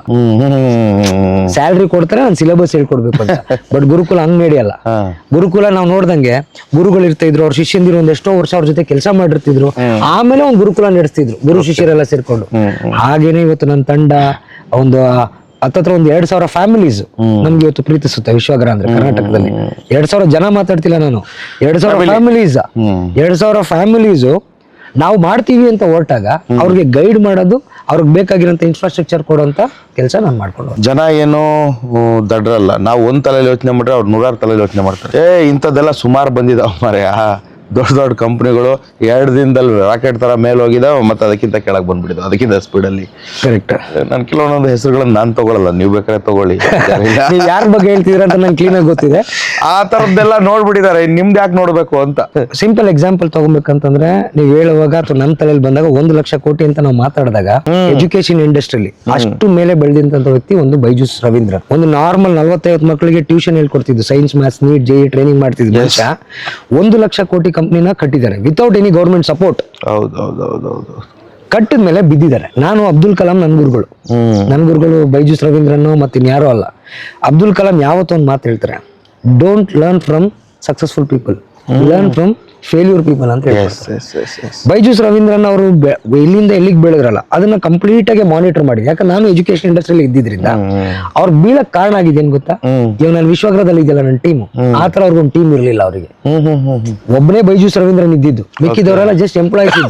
ಕೆಲಸ ಏನ್ ಮಾಡ್ತಿದ್ರು, ಕೌನ್ಸಿಲಿಂಗ್ ಹೋಗೋರಿಗೆ ಒಳ್ಳೆ ಕ್ಯಾಬ್ ಕೊಡ್ತಿದ್ರು, 45,000 ಸಂಬಳ ಕೊಡ್ತಿದ್ರು, MBA ಆಗಿರೋರ್ನ ಕರ್ಕೊಂತಿದ್ರು. ಅವ್ರು ಏನು ಮಗು ಕಲಿತಾ ಬಿಡ್ತಾ ಗೊತ್ತಿಲ್ಲ, ಸಂಸ್ಥೆ ಉಳಿಯುತ್ತಾ ಬಿಡ್ತಾ ಗೊತ್ತಿಲ್ಲ. ನೀವೊಂದು 50,000 ಕೊಟ್ರಿ, ನಿಮ್ಗೆ ಒಂದು ಟ್ಯಾಬ್ ಕೊಟ್ವಿ, ಟೆಕ್ನಾಲಜಿ ಕೊಟ್ವಿ ಅಂತ ಹೋದ್ರು. ಅದು ಜನಗಳು ಬುದ್ಧಿವಂತರಲ್ವಾ ನೀವು ಹೇಳ್ದಂಗೆ. ಒಂದಷ್ಟು ದಿವಸ ಆದ್ಮೇಲೆ ಇದು ವರ್ಕೌಟ್ ಆಗಲ್ಲ ಅಂತ ಗೊತ್ತಾಯ್ತು. ಸೊ ನಾನೇನ್ ಮಾಡಿದೀನಿ, ನನ್ನ ಕಂಪ್ನಿಲಿ ಒಬ್ಬ ಸಂಸ್ಥಾಪಕ ಇಲ್ಲ. ವಿಶ್ವಗ್ರಹದಲ್ಲಿ ಕೆಲಸ ಮಾಡೋರು ಎಲ್ಲರೂ ಸಂಸ್ಥಾಪಕ, ಹೆಸರಿಗೆ ಮಾತ್ರ ನಾನು ಅಷ್ಟೇನೆ. ಕೆಲಸ ಮಾಡುವಾಗ ಪ್ರತಿ ಸತಿ ಅವರೇ ಒಂದು ಹಳ್ಳಿಲಿ ಸರ್ವೆ ಮಾಡ್ತಾರೆ. ಈ ಹಳ್ಳಿಲಿ ಎಷ್ಟು ಮಕ್ಳಿದ್ದಾರೆ, ಎಷ್ಟು ಮಕ್ಳಿಗೆ ವಿದ್ಯಾಭ್ಯಾಸ ಅವಶ್ಯಕತೆ ಇದೆ, ಅವರೇ ಒಂದು ಟೀಮ್ ಕಟ್ಕೊಂತಾರೆ, ಅವರೇ ಅಡ್ಮಿಷನ್ ಮಾಡ್ತಾರೆ, ಅವರೇ ಟ್ರೈನಿಂಗ್ ಕಲಿತಾರೆ, ಅವರೇ ಪಾಠ ಮಾಡ್ತಾರೆ ಮಕ್ಕಳಿಗೆ. So it's like government, actual government ಏನಂದ್ರೆ ರನ್ ಬೈ ಪೀಪಲ್. ನನ್ನ ಎಂಪ್ಲಾಯೀಸ್ನೇ ಅವ್ರಿಗೋಸ್ಕರನೇ ನಡೆಸ್ತಾರೆ. ಅವ್ರಿಗೆಲ್ಲ ಸಂಬಳ ಕೊಡ್ತಿರೋ ಅಥವಾ ಫ್ರೀ ಆಗಿ ದುಡ್ಸ್ಕೊಂಡ್ಬಿಡ್ತೀರಾ? ಸಂಬಳ ಅಲ್ಲ, ಯಾಕಂತಂದ್ರೆ ನಾನು ಸಂಸ್ಥಾಪಕಪ್ಪ, ನೀವು ಎಲ್ಲ ಸಂಸ್ಥಾಪಕರು, ದುಡ್ಡು ಬಂದಾಗ ತಗೊಳ್ಳಿ ಅಂತ ಏನಾರು ಹೇಳ್ಬಿಡ್ತೀರೋ, ಅಥವಾ ರೂಲ್ಸ್ ರೆಗ್ಯುಲೇಷನ್ಸ್ ಅಥವಾ ಅವ್ರಿಗೆ ಕೊಳ್ಳೋದು, ಅಥವಾ ಅವ್ರು ಯಾಕಂದ್ರೆ ಫ್ರೀ ಆಗಿ ದುಡಿಬೇಕು. ಯಾಕಂದ್ರೆ ಒಂದಷ್ಟು ಜನ ನೋಡ್ತಿರ್ತಾರೆ, ನೋಡಿದ್ರೆ ಇಲ್ಲ ನಾನು ಹೋಗ್ಬೇಕು ಅಂತ ಇರ್ತಾರೆ. ಅವ್ರಿಗೆ ಏನಾದ್ರು ವೇತನ ಕೊಡ್ತಿರೋ ಅಥವಾ ರೆಮ್ಯುನರೈಸೇಷನ್ ಕೊಡ್ತಿರೋ, ಅಥವಾ ಹೇಗೆ ಏನ್ ಪ್ಲಾನ್ ಮಾಡಿದೀರಾ ಅಂತ? 100% ಇವತ್ತು ಮೋಹನ್, ನನ್ಗೊಂದು ಥಾಟ್ ಇತ್ತು. ನಾನು ಇಡೀ ಕರ್ನಾಟಕದಲ್ಲಿರೋ ಎಜುಕೇಶನ್ ಇನ್ಸ್ಟಿಟ್ಯೂಷನ್ಸ್ ಅಲ್ಲಿರೋರು, ಟೀಚರ್ಗಳು, ಅವ್ರಿಗೆಲ್ಲ ಹೇಳೋದೇನ್ ಗೊತ್ತಾ, ಪ್ರತಿಯೊಬ್ರು ಇವಾಗ ಏನ್ ಕೆಲಸ ಮಾಡ್ತಿದ್ರಲ್ಲ ಅದ್ರ ಜೊತೆ 2 ಗಂಟೆ ಡೈಲಿ ಫ್ರೀಯಾಗಿ ಪಾಠ ಮಾಡ್ಬಿಡಿ. ಎಕ್ಸ್ಟ್ರಾ ಸ್ಕಿಲ್ಸ್ ಯಾವ ಸ್ಕೂಲ್ಸು, ಕಾಲೇಜು, ವಿಶ್ವಾಗ್ರಹ ಏನು ಬೇಕಾಗಿಲ್ಲ. ಬಟ್ ಇವತ್ತು ದುಡ್ಡು ಇಸ್ ಈಕ್ವಲ್ ಟು ಟೈಮ್. ನಾನು ಟೈಮ್ ಹಾಕ್ತಿದ್ದೀನಿ ಅಂದ್ರೆ ನನ್ನ ಮನೆಗೆ ಏನೋ ಒಂದು ಅವಶ್ಯಕತೆ ಇರುತ್ತೆ. ಸ್ಯಾಲ್ರಿ ಕೊಡಿದ್ರಂಗಂತೂ ಕೆಲಸ ಮಾಡಿಸಲ್ಲ. ಬಟ್ ಯಾರಿಗೆ ಎಷ್ಟು ಕೊಡಬೇಕು, ಅವ್ರು ಏನ್ ಕೊಟ್ಟಿದ್ದಾರೆ, ಕಾಸಿಗೆ ತಕ್ಕಂಗೆ ಕಜ್ಜಾಯ, ಅದೇ ನನ್ನ ಪಾಲಿಸಿ. ಕರೆಕ್ಟಾಗಿ ಕೊಡ್ತೀರಿ? ಕರೆಕ್ಟ್, ಡೆಫಿನೆಟ್ ಆಗಿ ಕೊಡ್ತೀವಿ. ಬಟ್ ಕೆಲವೊಂದ್ಸತಿ ಏನಲ್ಲ, ಯಾಕಂದ್ರೆ ಇಂಥದ್ದೊಂದು ಥಾಟ್ ಇಟ್ಕೊಂಡು ನಾವು ಹೊರಟಾಗ ನೆಗೆಟಿವ್ ಸ್ಪ್ರೆಡ್ ಮಾಡ್ಲಿಕ್ಕೆ ಹಲವಾರು ಜನ ಇರ್ತಾರೆ. ಹೌದು. ಇವತ್ತಿನ ಜಾಯಮಾನದಲ್ಲಿ ನಾವು ದುಡಿಯೋದು, ನಾವು ತೊಡಗಿಸ್ಕೊಳ್ಳೋದು ಎಲ್ಲದೂ ಹಣಕ್ಕಾಗಿ, ಅಥವಾ ನನ್ನ ಫ್ಯಾಮಿಲಿಗೋ ಅಥವಾ ಮತ್ತೊಂದಕ್ಕೋ, ನನಗೆ ನನ್ನ ಬೇಡಿಕೆಗಳನ್ನು ಈಡೇರಿಸ್ಕೊಳ್ಳಕ್ಕೆ ಬಹಳ ಮುಖ್ಯ ಆಗಿರ್ತದೆ. ಶಿವಕುಮಾರ್ ಜೊತೆ ಹೋದ್ರೆ ನಾನು ಸರ್ವೈವ್, ನನ್ನ ಫ್ಯಾಮಿಲಿನೂ ಸರ್ವೈವ್ ಅನ್ನೋದು ಅವ್ರ ಥಾಟ್ ಬರ್ಬೇಕು ಅನ್ನೋದಾದ್ರೆ ಆ ಬಗ್ಗೆ ಒಂದ್ ಸ್ವಲ್ಪ ಹೆಚ್ಚು ನನಗೆ ಮಾಹಿತಿ ಬೇಕು ಅಂತ ಅದಕ್ಕೋಸ್ಕರ ಕೇಳಿದೆ. ಕರೆಕ್ಟ್, ನೀವು ಹೇಳೋದು. ಈಗ ನಮ್ಮ ಸಂಸ್ಥೆಯಲ್ಲಿ ಕೆಲಸ ಮಾಡೋರಿಗೆ ನಾವೇನ್ ಫ್ರೀ ಆಗಿ ಬನ್ನಿ ಕೆಲ್ಸಕ್ಕೆ ಸೇರ್ಕೊಳ್ಳಿ ಅಂತ ಕೆಲಸ ಕೊಡಲ್ಲ. ಓಕೆ. ಅವ್ರಿಗೆ ಆದಂತ ಕೆಲವೊಂದು ಸ್ಕಿಲ್ಸ್ ನ ಕಲ್ಸೋದಿಕ್ಕೆ ಟ್ರೈನಿಂಗ್ ಫೀಸ್ ಅಂತ ಹೇಳಿ ಚಾರ್ಜ್ ಮಾಡ್ತೀವಿ. ಆ ಟ್ರೈನಿಂಗ್ ಫೀಸ್ ತಗೊಂಡು ಅವ್ರನ್ನ ರೆಡಿ ಮಾಡ್ತೀವಿ ನಾವು ನಮ್ಮ ಕೆಲಸಕ್ಕೆ. ಯಾಕಂದ್ರೆ ಅವನೇ ರೆಡಿ ಇರ್ಲಿ, ಅವ್ನು ಎಷ್ಟೇ ಡಬಲ್ ಡಿಗ್ರಿ ಆಗಿರ್ಲಿ, ಅವ್ನು MA B.Ed ಏನಾರ ಅವನ ತಲೆಯಲ್ಲಿ ಇಷ್ಟು ದೊಡ್ಡ ಅಹಂಕಾರ ಇದ್ರು ಅಷ್ಟೇನೆ, ನಮ್ಮ ಸಿಸ್ಟಮ್ ನ ಅರ್ಥ ಮಾಡ್ಕೊಳೋದಕ್ಕೆ, ಅವ್ನಿಗೆ ಟ್ರೈನಿಂಗ್ ಕೊಡೋದಕ್ಕೆ ಡೆಫಿನೆಟ್ ಆಗಿ ದುಡ್ಡು ಇಸ್ಕೊಂತೀವಿ. ಯಾಕೆ ಇಸ್ಕೊಂತೀವಿ? ನಾನು ಹೇಳೋ ಮಾತುಗಳು ಫ್ರೀ ಇರ್ಬೋದು, ನಾನು ಕೂತಿರೋ ಜಾಗ, ಕಟ್ಟ ಕರೆಂಟ್ ಬಿಲ್ಲು, ಯೂಸ್ ಮಾಡೋ ಮೊಬೈಲ್ ಫೋನು, ಅವನಿಗೆ ಕೊಡುವಂತ ಮೆಟೀರಿಯಲ್ಸ್, ಟೂಲ್ಸ್, ಕರೆಕ್ಟ್, ಅದಕ್ಕಂತೂ ದುಡ್ಡು ಚಾರ್ಜ್ ಮಾಡ್ಲೇಬೇಕಲ್ಲ. ಅದ್ರ ಜೊತೆಗೆ ಅವ್ರಿಗೆ ಥಾಟು, ನಾಲೆಡ್ಜು. ನನ್ನ ಎಂಪ್ಲಾಯೀಸ್ಗೆ 2 ತರ 3 ತರ ಕ್ಯಾಟಗರಿ ಇರ್ತಾರೆ. ಸಂಸ್ಥೆ ಏನಾದ್ರು ಹಾಳಾಗೋಗ್ಲಿ, ಸ್ಟೂಡೆಂಟ್ಸ್ ಏನಾದ್ರು ಹಾಳಾಗೋಗ್ಲಿ, ನಾನು ಅಟೆಂಡೆನ್ಸ್ ಹಾಕಿದೀನಿ ಸಂಬಳ ಕೊಡಿ ಅನ್ನೋರು ಬರ್ತಾರೆ. ಅಂತವ್ರನ್ನ ಎಲ್ಲಿವರೆಗೂ ಇಡ್ಬೇಕು ಅಲ್ಲಿವರೆಗೂ ಇಟ್ಟು ಕಟ್ ಮಾಡ್ತೀನಿ. ಕೆಲವ್ರು ಇರ್ತಾರೆ, ಸಂಸ್ಥೆನ ಬೆಳೆಸ್ತೀನಿ ಮಕ್ಳಿಗೋಸ್ಕರ ಬಂದಿದ್ದೀನಿ ಅಂತ ಹೇಳ್ತಾರೆ, ಬಟ್ ಮನ್ಸೊಳಗಡೆ ಸ್ಯಾಲ್ರಿಗೋಸ್ಕರ ಮಾತ್ರ ಬಂದಿರ್ತಾರೆ. ಓಕೆ. ಅವ್ರ ವಿಚಾರಗಳು 1 ತಿಂಗಳು 2 ತಿಂಗಳಲ್ಲಿ ಗೊತ್ತಾಗ್ಬಿಡುತ್ತೆ. ಗೊತ್ತಾಗುತ್ತೆ. ಇಷ್ಟು ದೊಡ್ಡ ಪ್ಲಾನ್ ಮಾಡ್ರವನ್ಗೆ ಯಾರೇನು ಅಂತ ಗೊತ್ತಾಗಲ್ವಾ. Okay. ಅವ್ರಿಗೆ ಏನ್ ಮಾಡ್ತೀವಿ, ಟೆಸ್ಟ್ ಮಾಡ್ತೀವಿ. ಇವಾಗ ಜಾಯ್ನ್ ಆಗ್ತಾರೆ, ಅವ್ರು ಕೆಲವ್ರಿಗೆ ಫಸ್ಟ್ ತಿಂಗಳ ಫುಲ್ ಕ್ಲಿಯರ್ ಆಗಿ ಸ್ಯಾಲ್ರಿ ಕೊಡ್ತೀನಿ, ಚೆನ್ನಾಗಿರ್ತಾರೆ. ಇನ್ನು ಕೆಲವ್ರಿಗೆ ಕ್ವೆಶನ್ ಕೊಡ್ತೀನಿ, ನೋಡಮ್ಮ ಇವಾಗ ನಿಮ್ ಟೀಮ್ದು ಕೆಲಸ ಮಾಡ್ತೀರ ಒಂದು 5 ಹಳ್ಳಿ, ನಿಮ್ಗೆ ಇಷ್ಟು ಅಂತ ಸ್ಯಾಲ್ರಿ ಕೊಡ್ಬೇಕು, ಇದು ನಿಮ್ ಸ್ಯಾಲ್ರಿ, ಅದು ಬಜೆಟ್. ಅದ್ರ ಜೊತೆಲಿ ಈ ಆಪ್ಷನ್ ಬೇಕಾ, ನಿಮ್ಮ ಹಳ್ಳಿಗೆ ನಾವು ನಾರ್ಮಲ್ ಟ್ಯೂಷನ್ ಸೆಂಟರ್ ಓಪನ್ ಮಾಡಿದ್ರೆ ಅದಕ್ಕೊಂದು ಇಂಟ್ರಾಕ್ಟಿವ್ ಪ್ಯಾನಲ್, ಒಂದು ನಿಮ್ಮ ಊರಿಗೆ ಒಂದು ಲೈಬ್ರರಿ, 40-50 ಲಕ್ಷ ಇನ್ವೆಸ್ಟ್ಮೆಂಟ್ ಮಾಡ್ಬೇಕು ಮೋಹನ್ ನಾನು. ಇವ್ರು 2 ತಿಂಗಳು ಬಂದು 1 ತಿಂಗಳು ಬಂದು ಒಂದು 3-4 ಸಾವಿರ 7 ಸಾವಿರ ಕೊಟ್ಟು 2 ತಿಂಗಳು ಸಂಬಳ ಇಸ್ಕೊಂಡು ಹೋದ್ರೆ ನಾನು 45 ಲಕ್ಷ ಹಾಕ್ಬಿಟ್ರೆ ಅವ್ರು ಬಿಟ್ಟು ಹೋದ್ರೆ ನಾನೇನ್ ಮಾಡ್ಲಿ. ನಾನು ಟೆಸ್ಟ್ ಮಾಡಿ ಕೆಲವ್ರಿಗೆ 2 ತಿಂಗಳಿಗೆ ಒಂದ್ಸತಿ ಸ್ಯಾಲ್ರಿ ಕೊಡ್ತೀನಿ, ಕೆಲವ್ರಿಗೆ 3 ತಿಂಗಳಿಗೆ ಒಂದ್ಸತಿ ಸ್ಯಾಲ್ರಿ ಕೊಡ್ತೀನಿ, ಕೆಲವ್ರಿಗೆ ತಿಂಗಳ ಸ್ಯಾಲ್ರಿ ಕೊಡ್ತೀನಿ, ಕೆಲವರಿಗೆ 1 ವರ್ಷದ ಸ್ಯಾಲ್ರಿ ಅಡ್ವಾನ್ಸ್ ಅಲ್ಲೇ ಕೊಟ್ಟಿದ್ದೀನಲ್ಲ. ಈಗ ಎಲ್ರು ಒಂದೇ ತರ ನೋಡ್ತಿಲ್ಲ ನಾನು. ಇವಾಗ ವಿಶ್ವಾಸ ರತ್ನಗಳು ಅಂತ ಒಂದಷ್ಟು ಜನನ ನಾವು ಸೆಲೆಕ್ಟ್ ಮಾಡ್ತೀವಿ. ಪ್ರತಿ 3 ತಿಂಗಳಿಗೆ ಒಂದ್ಸತಿ ಒಂದು 30ರಿಂದ 100 ಜನ ಸೆಲೆಕ್ಟ್ ಮಾಡ್ತೀವಿ. ಅವರು ಹೆಂಗ್ ಕೆಲಸ ಮಾಡಿದ್ದಾರೆ ಸಂಸ್ಥೆಗೋಸ್ಕರ ಎಲ್ಲ ಕ್ಲೀನ್ ಆಗಿ ಗೊತ್ತಾಗುತ್ತೆ ನಮ್ಗೆ. ಅವ್ರಿಗೆ 1 ವರ್ಷದ ಸ್ಯಾಲ್ರಿ ಅಡ್ವಾನ್ಸ್ ಕೊಟ್ಟು ಅವ್ರ ಕೈಲಿ ಕ್ಲೀನ್ ಆಗಿ ಕಾಂಟ್ರಾಕ್ಟ್ ಬರ್ಸ್ಕೊಂಡು ನಾನು ಈ ಕೆಲಸ ಮಾಡ್ತೀನಿ, ನಾನು ಕೈ ಬಿಟ್ಟು ಹೋಗಲ್ಲ ಅಂತೇಳಿ ನಾವು ಅವ್ರಿಗೆ ಕೆಲಸ ಮಾಡಿಸ್ತೀವಿ. ಈಗ ಎಷ್ಟು ಜನ ಇದ್ದಾರೆ ಸರ್ ಅಂದಾಜು? ಈಗ ಒಂದು 450ರಿಂದ 500 ಜನ ಕೆಲಸ ಮಾಡ್ತಾ ಇದ್ರೆ ಒಂದು 3-4 ಸಾವಿರ ಜನ ಬಂದಿದ್ರು ಕೆಲಸ ಮಾಡ್ತೀವಿ ಅಂತ. ನಿಮ್ಗೆ ಗೊತ್ತಲ್ಲ, ಭತ್ತದಲ್ಲಿ ಜೊಳ್ಳು ಬರುತ್ತಲ್ಲ, ಹಂಗ್ ಬಂದು ಹೋಗ್ತಿರ್ತಾರೆ. 3-4 ಸಾವಿರ ಜನ ಬಂದಿದ್ರು, ಬಟ್ ಈಗ ಇರೋದು ಈಗ ಒಂದು 450-500 ಜನ ಕೆಲಸ ಮಾಡ್ತಾರೆ. ಸೂಪರ್.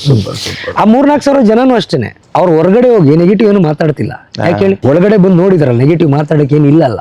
ಹೆಚ್ಚು ಜನ ಹೆಣ್ಮಕ್ಳೇ ಇದ್ದಾರೆ ಅನ್ಸುತ್ತೆ ನಿಮ್ಮ ಟೀಮ್ ಅಲ್ಲಿ. ಏನದು ಸೀಕ್ರೆಟ್ ಏನಾರು ಇದೆಯಾ ಅಥವಾ ನಿಮ್ ಇಂಟೆಂಟ್ ಬೇರೆನೇ ಇದೆಯಾ? ನಾವು ವಿಶ್ವಗ್ರಹ ಸ್ಟಾರ್ಟ್ ಮಾಡಿದಾಗ ಕೆಲಸ ಇಲ್ದಿರೋರಿಗೆ ಕೆಲಸ ಸಿಗ್ಬೇಕು, ಕೆಲಸ ಮಾಡಬೇಕು ಅಂತ. ಅದ್ರ ಜೊತೆಗೆ ಇದು ಶಿಕ್ಷಣ ಸಂಸ್ಥೆ ಆಗಿರೋದ್ರಿಂದ ಇದರಲ್ಲಿ ತಾಳ್ಮೆ, ಪ್ರೀತಿ, ಕಂಪ್ಯಾಷನು ಅದೆಲ್ಲ ಇರಬೇಕು. ಮತ್ತೆ ಮಗುನ ಅರ್ಥ ಮಾಡ್ಕೊಳೋದು. ಒಂದ್ ತಂದೆಗೆ ಗೊತ್ತಿರಲ್ಲ ಮಗುಗೆ ಏನ್ ತಿಂತಾನೆ ಏನ್ ತಿನ್ನಲ್ಲ ಅಂತ ಹೇಳಿ. ಅಲ್ಲ, ಗೊತ್ತಿರಲ್ಲ ಅನ್ನಕ್ಕಿಂತ ತಂದೆಗಿಂತ ಜಾಸ್ತಿ ತಾಯಿ ಗೊತ್ತಿರ. Correct, yes, that's right.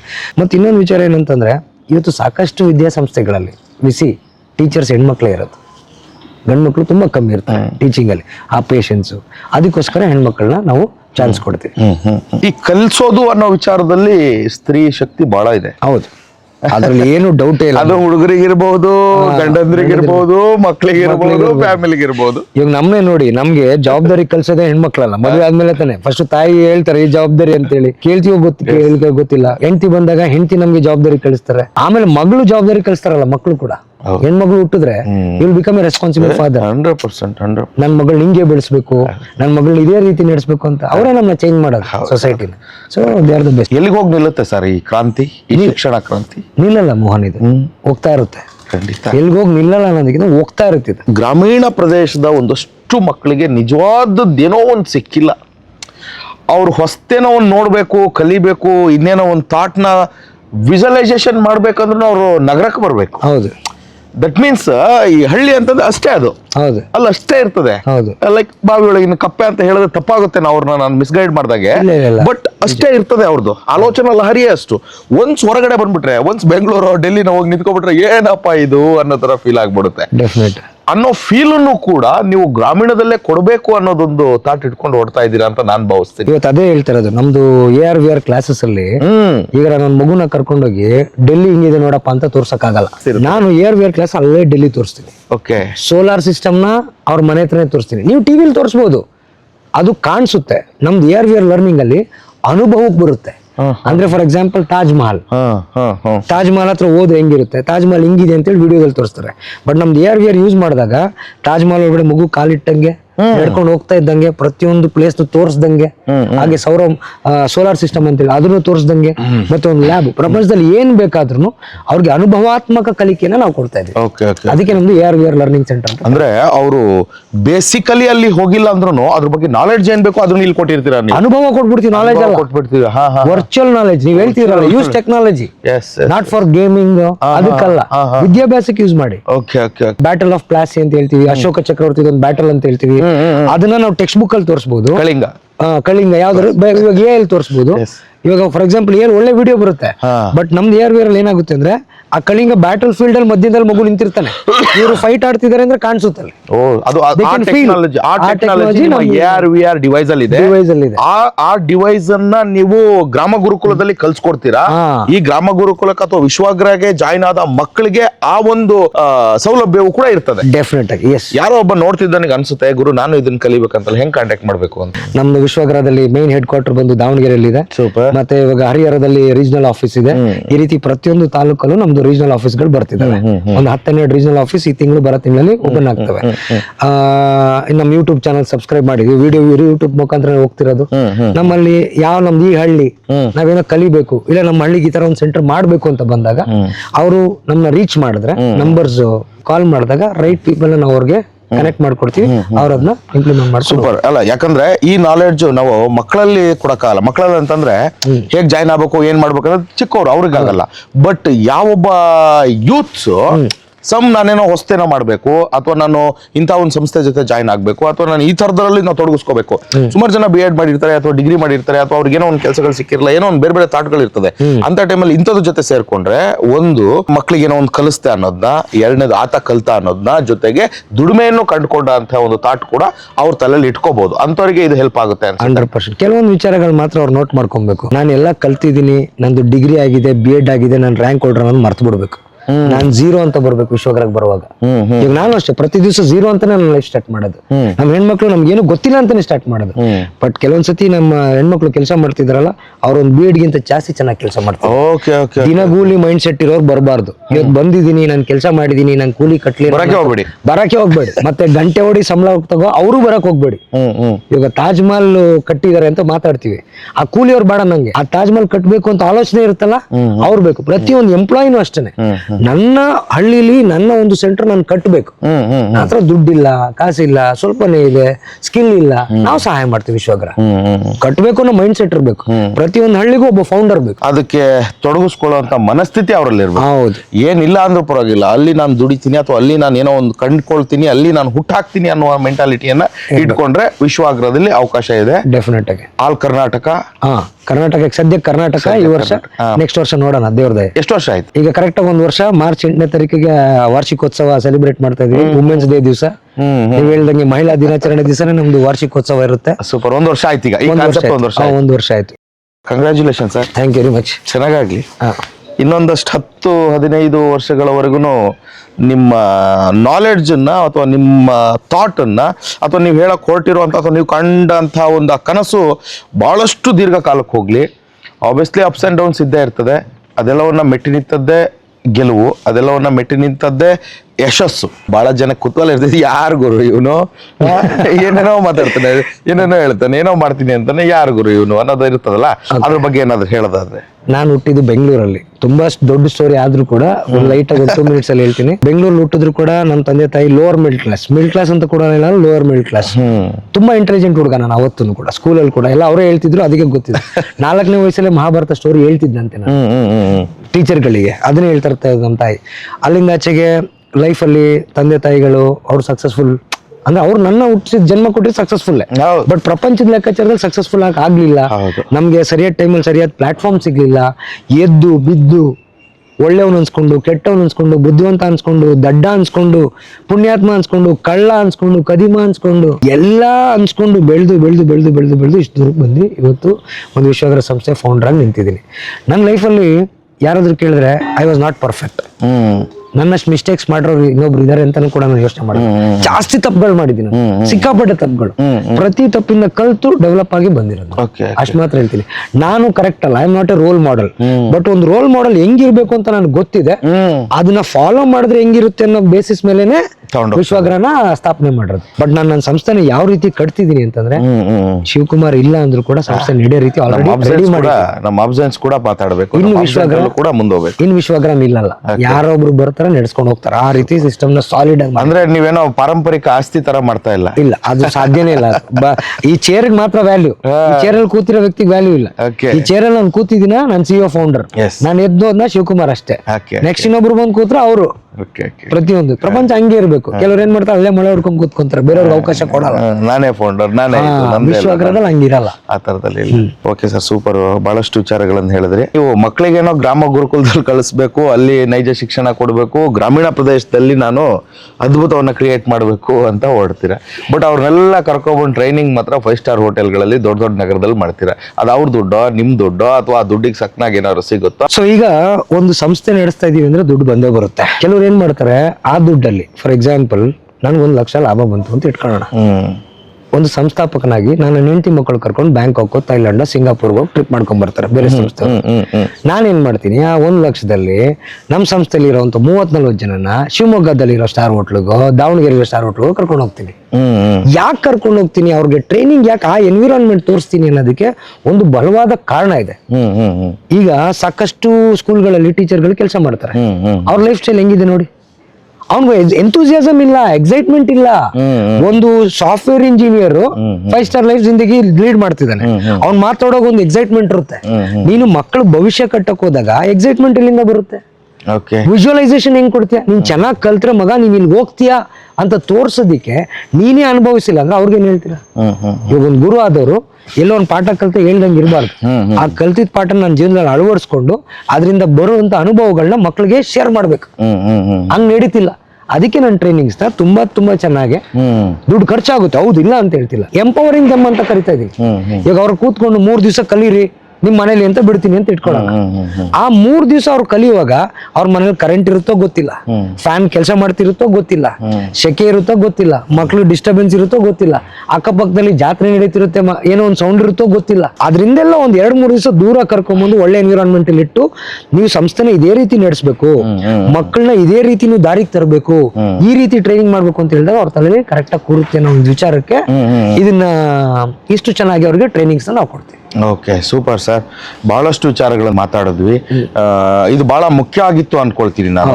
ಇವತ್ತು ಹೆಚ್ಚದಾಗಿ ತಿಳಿಸ್ಕೊಡೋ ಕಾರ್ಯ ಮಾಡಿದ್ವಿ. ಇನ್ನಷ್ಟು ಬೇಕಾದಾಗ ಅವಶ್ಯ ಇದ್ದೇ ಇರುತ್ತೆ, ಮತ್ತೆ ನಾವು ಸಿಗೋದು. ಇವತ್ತಿನ ಎಜುಕೇಶನ್ ಸಿಸ್ಟಮ್ ಏನ್ ಹೋಗ್ತಿದೆಯಲ್ಲ ಅದಷ್ಟೇ ಅಲ್ಲ, ಅದನ್ನ ಮೀರಿ ಕೌಶಲ್ಯ ಭರಿತವಾದಂತ ಶಿಕ್ಷಣ ನಮ್ಮ ಮಕ್ಕಳಿಗೆ ಕೊಡಬೇಕು ಅನ್ನುವ ಥಾಟ್ಗಳು ನಿಮ್ಮಂತ ಪೇರೆಂಟ್ಸ್ಗಳಲ್ಲೂ ಇದ್ರೂ ಕೂಡ ಅವರೆಲ್ಲರೂ ಕೂಡ ವಿಶ್ವಾಗ್ರಹದ ಜೊತೆ ಜಾಯ್ನ್ ಆಗ್ಬೋದು ಅಥವಾ ವಿಶ್ವಾಗ್ರಹ ಕಾನ್ಸೆಪ್ಟ್ ಬಗ್ಗೆ ತಿಳ್ಕೊಬಹುದು ಅಂತಂದ್ರೆ ನಮ್ಮ ಹತ್ರ ಹಲವಾರು ವಿಡಿಯೋಸ್ಗಳಿದಾವೆ ಇದೇ ಯೂಟ್ಯೂಬ್ ಚಾನಲ್ ಅಲ್ಲಿ. ಎಲ್ಲವನ್ನ ನೋಡಿ ನಿಮ್ಮ ಅಭಿಪ್ರಾಯವನ್ನ ಮುಕ್ತವಾಗಿ ಅಲ್ಲಿ ತಿಳಿಸಿ. ಯಾಕಂದ್ರೆ ಬಹಳ ಇಂಪಾರ್ಟೆಂಟ್ ನಿಮ್ಮ ಅಭಿಪ್ರಾಯಗಳು, ಅಥವಾ ಅದರಿಂದ ಇನ್ನೊಂದೇನೋ ಚೇಂಜಸ್, ಬದಲಾವಣೆ, ಅಥವಾ ಇನ್ನೆಲ್ಲೋ ನೋವು, ಅಥವಾ ಯಾವುದೇ ರೀತಿ ಇದ್ರೂ ನೀವು ತಿಳಿಸಿ ಅಂತ ಹೇಳ್ತಾ ಇದ್ದೀನಿ. ಇಷ್ಟೊತ್ತು ನೀವು ಈ ವಿಡಿಯೋವನ್ನ ನೋಡಿದ್ಕೆ ನಿಮಗೊಂದು ಥ್ಯಾಂಕ್ಸ್. ನನ್ನ ಜೊತೆ ಮಾತಾಡಿ ತಮ್ಮ ವಿಶ್ವಾಗ್ರಹ ಎಜು ಸೊಲ್ಯೂಷನ್ ನ ಎಲ್ಲಾ ಐಡಿಯಾಲಜಿಗಳನ್ನ ನನ್ನ ಜೊತೆ ಶೇರ್ ಮಾಡಿದ್ಕೆ ನಿಮಗೂ ಕೂಡ ಥ್ಯಾಂಕ್ಸ್. ಕಾರ್ಯಕ್ರಮನ ಮುಗಿಸೋಣ ಅಂತ ಭಾವಿಸ್ತೀನಿ. Thank you. ಎಲ್ರಿಗೂ ಒಳ್ಳೇದಾಗ್ಲಿ. ಜೈ ವಿಶ್ವಾಗ್ರಹ. ಎಲ್ರಿಗೂ thank you very much. Thank you Mohan. ಜೈ ಹಿಂದ್, ಜೈ ಕರ್ನಾಟಕ, ಜೈ ವಿಶ್ವಾಗ್ರಹ.